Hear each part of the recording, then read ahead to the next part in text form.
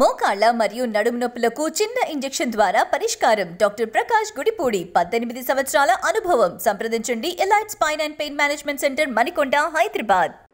ఎన్నో ఆకాంక్షలు, ఎన్నో ఆలోచనలతో 60 సంవత్సరాల సుదీర్ఘ పోరాటంలో కన్న కలలను నిజం చేసుకోవాలన్న ఆలోచనతో ఉజ్వల భవిష్యత్తు ఉండాలని బడుగు బలైన దళిత గిరిజన మైనారిటీ వర్గాలు, మహిళలు తమకు రక్షణ ఉంటుందని, తమ జీవితాలలో వెలుగు వస్తుందని, తాము ఆశించిన, తాము సాధించుకున్న తెలంగాణలో తమ కలలు నెరవేరుతాయని ఆకాంక్షించారు అధ్యక్ష.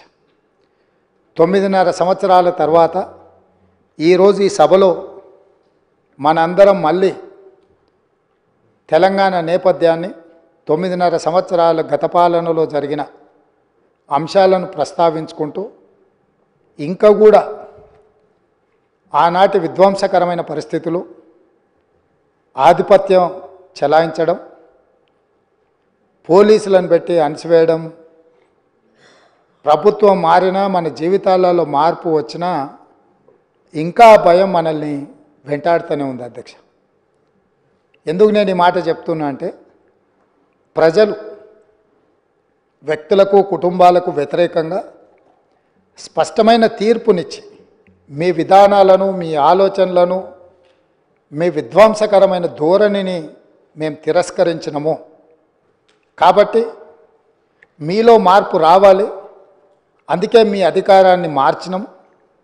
ప్రధాన ప్రతిపక్షంగా మీ బాధ్యతను నెరవేర్చాలని ప్రధాన ప్రతిపక్ష హోదా వారికి ఇచ్చి ప్రజలు ఇంకొక అవకాశాన్ని ఇచ్చే ప్రయత్నం చేశారు. దురదృష్టవశాత్తు గవర్నర్ గారి ప్రసంగం రోజు ప్రధాన ప్రతిపక్ష నాయకుడు హాజరు కాలేదు. ఈరోజు ఈ చర్చలో అయిన వారు సుదీర్ఘమైన రాజకీయ అనుభవము, పరిపాలనలో వారికి అనుభవం ఉన్నది, 80,000 పుస్తకాలు చదివిన తెలంగాణ రాష్ట్రంలో అందరికంటే అతి గొప్ప మేధావిని అని వారు పదే వారు ప్రస్తావిస్తుంటారు.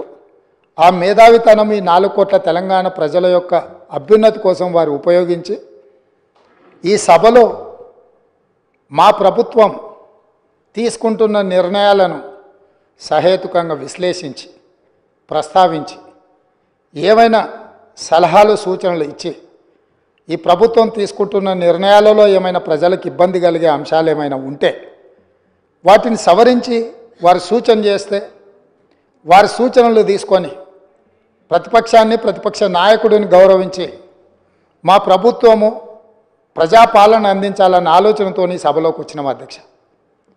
కానీ ప్రధాన ప్రతిపక్ష నాయకుడు రాకపోవడం, ఆ కుర్చీ ఖాళీగా ఉండడం ఈ సభ యొక్క గౌరవానికి మంచిది కాదని చెప్పి తమరి ద్వారా ప్రతిపక్ష నాయకుడికి సూచన చేస్తున్నారు అధ్యక్ష.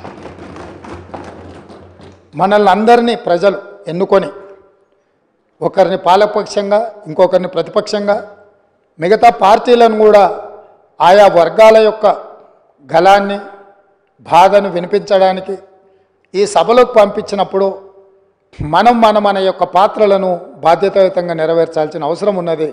భవిష్యత్తులోనైనా ఆ దిశగా ఈ సభలో ప్రతిపక్ష నాయకుడు అడుగుడు వేయాలని నేను కోరుకుంటున్నాను, భావిస్తున్నాను అధ్యక్ష. ఏది ఏమైనా అధ్యక్ష, మేము ఈ రోజుకి దాదాపుగా డిసెంబర్ 7 నుంచి ఫిబ్రవరి 7 తారీఖు వరకు 60 రోజులు పూర్తి చేసుకున్నాం. ఈరోజు మనం ఫిబ్రవరి నెలలో 9 తారీఖు రోజు, డిసెంబర్ 9 రోజు మేము ఏదైతే నిర్ణయాలు కొన్ని ఇదే అసెంబ్లీలో అమలు చేసినాం. అందులో ప్రధానంగా ఆడబిడ్డలకు ఉచిత బస్సు రవాణా సౌకర్యము,